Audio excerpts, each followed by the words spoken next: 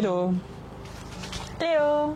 On se retrouve pour une nouvelle vidéo et cette fois on s'est dit qu'on allait partager avec vous nos coups de cœur en Europe parce que même si les frontières réouvrent, on se dit que l'Europe c'est quand même ce qui est le plus accessible pour nous. Donc autant partager avec vous nos endroits préférés.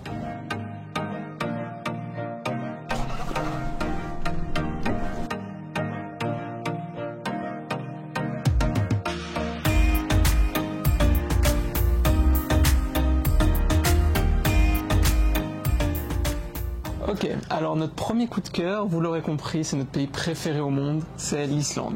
Du coup on en a déjà parlé plusieurs fois, l'Islande c'est juste incroyable, il y a une nature hors du commun, des paysages mais juste abusés. Vraiment on a plus l'impression d'être sur Mars ou sur la Lune que sur Terre. Et franchement il y a tout pour plaire, quoi. Des sources d'eau chaude, des cascades plus énormes les unes que les autres. Des randos, des volcans, chevaux. Des cratères, des petits chevaux trop choux. Vraiment, s'il y a un endroit qu'on va vous conseiller de visiter, c'est l'Islande. Ouais, et on sait que certaines personnes sont un peu réticentes à aller en Islande en été. Nous, perso, moi j'ai fait l'Islande en été et en hiver. Je recommande 1000 fois d'y aller en été parce que déjà de 1, c'est pas le meilleur endroit pour voir les aurores boréales, bien qu'il y en ait. Et de 2, surtout, toutes les terres à l'intérieur de l'Islande, les Highlands, sont accessibles qu'en été. Donc, et c'est l'endroit le plus stylé, ouais. donc vraiment, allez-y en été. Ouais. Chips. On reste dans le nord et on vous conseille la Norvège, plus particulièrement Tromsø en hiver. On devrait y aller en été cette année, donc on vous tiendra aussi au courant à ce niveau-là. Pour le moment, on l'a fait qu'en hiver. Mais, donc on recommande en tout cas en hiver parce qu'il y a des paysages de fou, des aurores boréales, des chiens de traîneau. Vous pouvez faire des tours en bateau autour des fjords qui sont incroyables. Faire de la raquette au milieu de la neige, quoi. Il n'y a rien d'autre, c'est trop beau. Et vraiment, il fait bon vivre, c'est chaleureux. Il faut bien s'équiper contre le froid. Ouais, c'est vrai. Il peut vite faire froid quand même. En hiver. Mais les gens sont sympas. Et franchement, quel bonheur de se balader, de tous les jours avoir son petit chocolat chaud histoire de se réchauffer. Franchement, c'est incroyable. Et son truc à la cannelle. Son cannelle-bune à la cannelle. Oh là là. Cannelle-bune à la cannelle. Son cannelle-bune.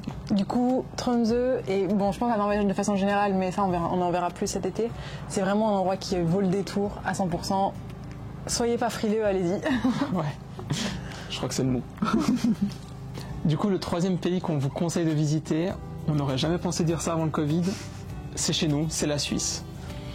Franchement, avant, on partait le plus loin possible, on avait envie de changer d'air et tout, on ne trouvait pas notre pays super beau. Non, c'est pas vrai, on ne trouve pas qu'il était moche, c'est juste que ça coûte trop cher. Des vacances en Suisse, c'est un budget, et donc si on avait des vacances, on préfère aller à l'étranger où on a un meilleur pouvoir d'achat, où c'est moins cher, que de rester en Suisse. Là, avec le Covid, on n'a pas eu le choix.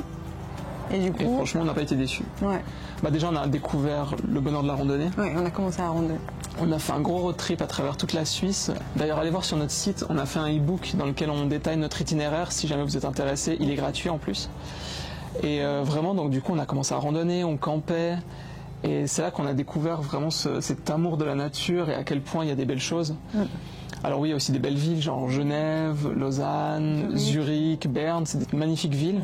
Mais sinon, en termes de nature, c'est de la folie. Bien sûr, en hiver, il y a les montagnes, donc on peut faire du ski, du snow, des raquettes. Et en été, il y a tout le reste, quoi. Les lacs de montagne, des montagnes assez incroyables à randonner, enfin à gravir, des crêtes, etc. Du coup, oui, c'est un peu cher, mais franchement, ça vaut le détour et vous ne serez pas déçus.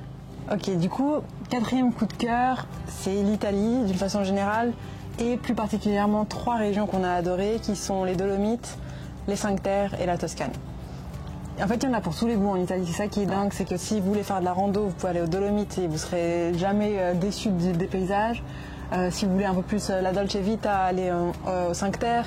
Si vous aimez tout ce qui est vin, vignes et paysages vraiment uniques, un peu vallonnés comme ça, allez en Toscane.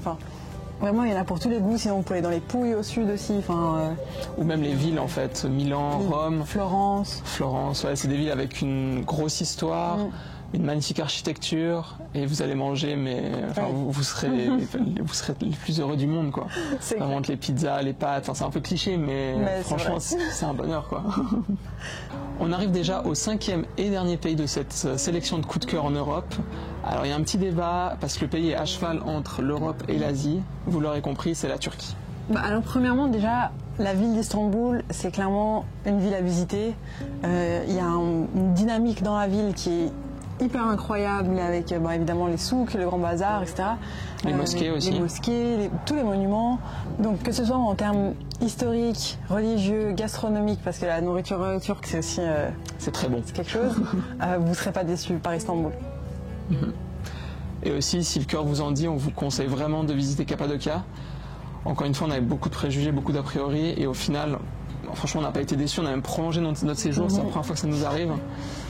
Et vraiment incroyable, que ce soit pour les montgolfières, que ce soit pour les paysages, que ce soit même pour faire un tour à cheval. Pour les gens aussi. Pour les gens aussi. Vraiment, c'est une zone à visiter et aller plus loin que ce que vous voyez sur les réseaux sociaux, que les coins touristiques, parce que vraiment, il y a des petites perles un peu partout qui valent vraiment la peine d'être visitées. Ouais, puis il y a une histoire qui est vraiment incroyable. Clairement. Bon, bah voilà, on est déjà au bout de ces coups de cœur. Est-ce que vous êtes d'accord avec nous? Est-ce que vous partagez les mêmes coups de cœur en Europe? Si oui, tant mieux. Sinon, dites-nous lesquels sont les vôtres. On est très curieux de savoir lesquels sont. On a encore pas mal d'endroits à visiter, donc on est preneurs. Du coup, si vous êtes intéressé par des voyages autour du monde, ou par la van life, ou par des documentaires sociaux et environnementaux, vous êtes sur la bonne chaîne. Du coup, n'hésitez pas à vous abonner, à nous laisser un petit commentaire et un petit pouce bleu. À bientôt pour de nouvelles aventures. À bientôt.